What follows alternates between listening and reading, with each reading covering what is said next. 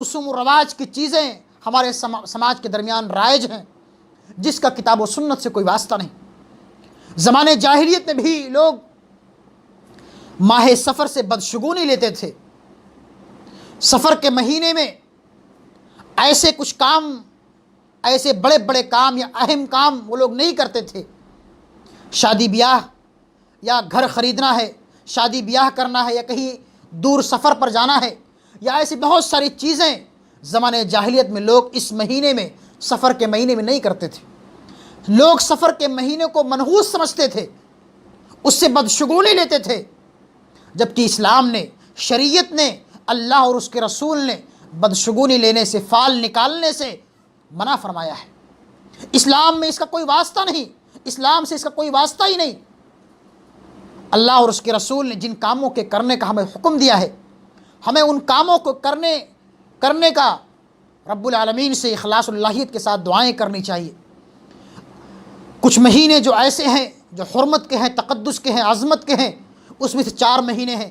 ذی القعدہ کا مہینہ ہے، ذی الحجہ کا مہینہ ہے، محرم الحرام کا مہینہ ہے، اور چوتھا مہینہ رجب کا مہینہ ہے۔ یہ 4 مہینے حرمت کے مہینے ہیں جن میں اللہ نے قتل و خوریزی کرنے سے، جہاد کرنے سے، اور اسی طرح سے بے-حیائیوں اور فحاشیوں کے کرنے سے خصوصی طور پر منع فرمایا ہے۔ اس کے علاوہ بقیہ جو 8 مہینے ہیں، اس میں جنگ و جدال کرنا، جہاد کرنا جائز ہے، مسلمان جہاد کر سکتے ہیں۔ لیکن سفر کے اس مہینے میں ہمارے مسلمان بھائی بدشگونی لیتے ہوئے کچھ ایسے اہم کام نہیں کرتے ہیں۔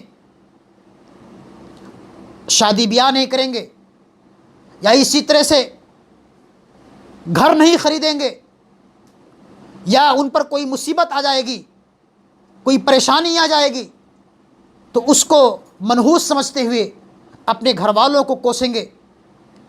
بدشگونی لینا اسلام کے اندر جائز نہیں ہے۔ بدشگونی سے مراد یہ ہے کہ انسان کوئی کام کرنے کے لیے فیصلہ لے چکا ہو کہ میں یہ کام کروں گا، لیکن زمانے جاہلیت میں جب انسان اپنے گھروں سے نکلتا تھا تو کسی پرندے کو اڑا کر کے دیکھتا تھا۔ اگر پرندہ داہنی طرف اڑتا تھا تو اپنے گھر سے نکل کر کے وہ کام انجام دیتا تھا، لیکن اگر پرندہ بائیں طرف اڑتا تھا تو انسان اس کام کو چھوڑ دیتا تھا۔ یا تیر کے ذریعے سے فال نکالا کرتے تھے، یا اس طرح کے بہت سارے خرافات کام انجام دیتے تھے۔ ان میں سے کچھ چیزیں آج بھی ہمارے سماج کے اندر رائج ہیں۔ آج مسلمان مومن لوگ، اللہ پر ایمان لانے والے، قرآن کی تلاوت کرنے والے، احادیث نبویہ پر عمل کرنے والے لوگ سفر کے اس مہینے میں بدشگونی لیتے ہیں، کتاب و سنت کی خلاف ورزی کرتے ہوئے، اسلام کی تعلیمات سے کنارہ کشی اختیار کرتے ہوئے ماہ سفر کے اس مہینے میں بدشگونی لے کر کے اپنے ایمان کا سودا کرتے ہیں، جبکہ بدشگونی لینے سے، فال نکالنے سے اسلام نے منع کیا ہے۔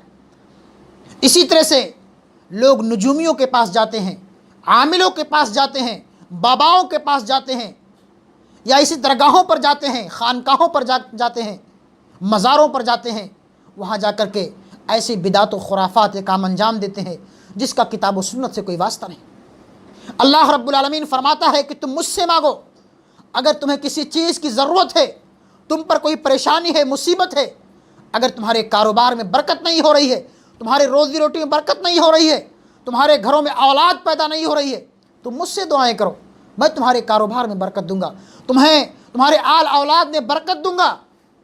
اللہ فرماتا ہے سورہ جن کے اندر، سورہ نوح کے اندر، کہ اے نوح آپ کہہ دیجئے کہ فَقُلْتُ اسْتَغْفِرُوا رَبَّكُمْ إِنَّهُ كَانَ غَفَّارًا يُرْسِلِ السَّمَاءَ عَلَيْكُمْ مِدْرَارًا وَيُمْدِدْكُمْ بِأَمْوَالٍ وَبَنِينَ وَيَجْعَلْ لَكُمْ جَنَّاتٍ وَيَجْعَلْ لَكُمْ أَنْهَارًا۔ اے نوح آپ کہہ دیجئے کہ اے میری قوم کے لوگوں، تم اللہ سے کثرت سے استغفار کرو، اللہ سے توبہ کرو، اللہ کے سامنے اپنی پیشانی کو جھکا کر کے، اپنے ماتھے کو ٹیک کر کے، اپنے جبین نیاز کو خم کر کے اللہ سے رو گڑگڑاؤ، اس سے دعائیں کرو، اس سے استغفار کرو۔ جب تم اللہ سے استغفار کرو گے، اللہ کے علاوہ تم ان درگاہوں پر جا کر کے، ان مزاروں پر جا کر کے، ان خانقاہوں پر جا کر کے، ان باباؤں کے پاس، ان نجومیوں کے پاس، ان عاملوں کے پاس، ان کاہنوں کے پاس جا کر کے تم اپنے ایمان کا سودا مت کرو۔ یہ بابا، یہ پیر فقیر، یہ بزرگ، یہ ولی، یہ پیر مرشد نہ تو تمہاری دعاؤں کو سن سکتے ہیں۔